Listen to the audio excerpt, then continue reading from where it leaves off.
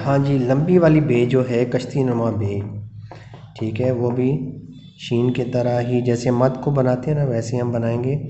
तो ये 2 कत में बनाएंगे और दूसरी लाइन के ऊपर हमने ये गोल नुक्ता लगाना है और सही जो थोड़ी ज़्यादा लगा के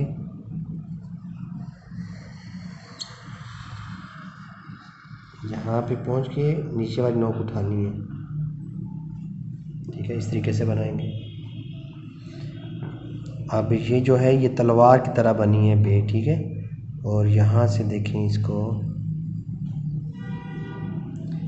ये हमने अब की बार क्योंकि बे लंबी है तो यहाँ पे तकरीबन ये 3 कत का हमने फासला रख के तो इसको लंबा करके बनाया है।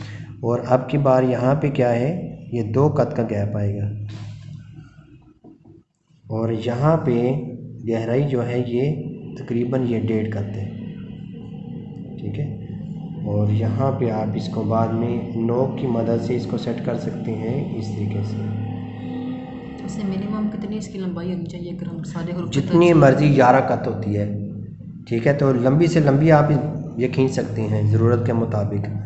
तो यहाँ से ये 1 कत होगा, ठीक हो गया।